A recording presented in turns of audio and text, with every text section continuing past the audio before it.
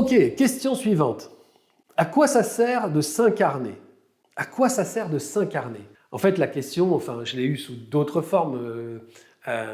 En gros, c'est qu'est-ce qu'on fait ici? En gros, qu'est-ce qu'on fout ici? Ça sert à quoi de s'incarner? En fait, j'ai l'habitude de répondre à cette question par une parabole. L'idée, c'est de vous dire, imaginez que vous êtes le pâtissier le plus extraordinaire du monde. Okay, vous savez absolument tout sur la pâtisserie.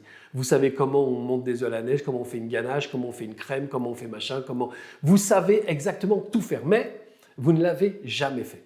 Okay, c'est un peu le principe de l'âme.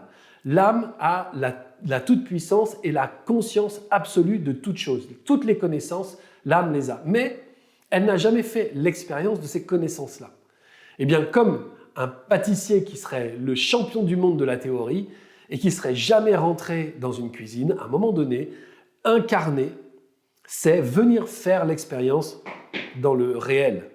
Donc, c'est donner à ce pâtissier extraordinaire en théorie l'occasion de rentrer dans une cuisine.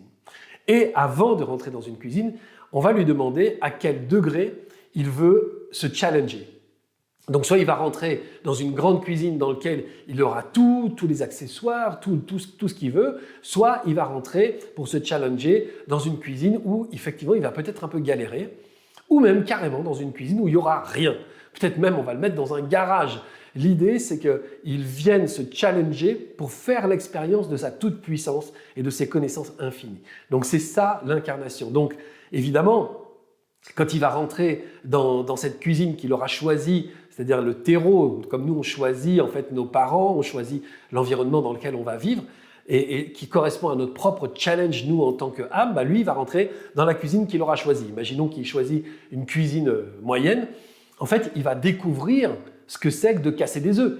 Donc forcément, la première fois, il va se planter, il va s'en foutre partout, là, il va essayer, il va en ruiner 5, 6, 8, 12 avant de comprendre comment ça se passe. Et en fait, il fait l'expérience de son incarnation et l'expérience de sa toute-puissance. Et petit à petit, il se dit, en fait, il faut mélanger ça et ça, puis il ne se rappellera plus véritablement. Donc, il va l'essayer avec 12 grammes de farine, puis 300 grammes de farine, puis 125 grammes de farine. Il va goûter, ça va être dégueulasse, il va recommencer. Après, il va se dire, ah tiens, c'est une très très mauvaise idée de mettre du concombre dans une tarte aux fruits. Voilà, il va essayer des choses. Comme nous, on essaye aussi des choses. Mais surtout, toutes les expériences qu'il va faire dans cette cuisine sont des expériences qui sont là, et il va le savoir, pour améliorer ses connaissances et pour chaque fois valider la pleine conscience et le talent incroyable qu'il a. Donc peut-être qu'il mettra du temps, mais toutes les expériences lui servent à ça. Et nous, c'est pareil. Toutes nos expériences, qu'elles soient agréables ou qu'elles soient horribles, sont des expériences qui vont nous permettre de comprendre de quelle puissance on est fait. Évidemment, on va vivre des choses qui sont des accidents et on peut même vivre des choses qui sont d'une violence extraordinaire. Et ça, on n'aura malheureusement pas la main dessus. En revanche, on va pouvoir, à partir de ces expériences-là, prendre conscience de ce qu'on peut en faire, en gros. Soit ce sont des expériences qui nous ont traumatisés et qui nous ruinent la vie parce qu'en fait, on a le sentiment de porter constamment cette violence qu'on a subie, soit on décide que la violence est dure mais proportionnelle à notre capacité de nous relever, notre capacité d'aller dans la vie, notre capacité de rester présent, motivé, heureux, bienveillant. Voilà, c'est ça l'idée.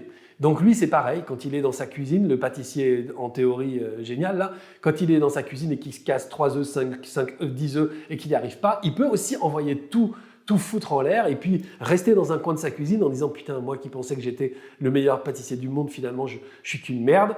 Il peut faire ça.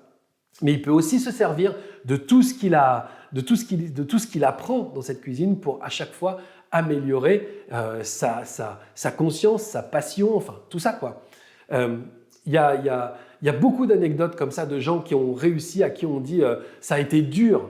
Ça a été dur, avant de réussir, ça a été dur. Et qui répondent, mais énormément qui font ça, qui répondent, en fait, ça a été dur, oui, mais chaque fois que je me suis cassé la gueule, c'était un moyen pour moi de comprendre que j'étais capable de me relever. Donc en fait, l'idée de l'incarnation, à mon sens, ça sert à ça.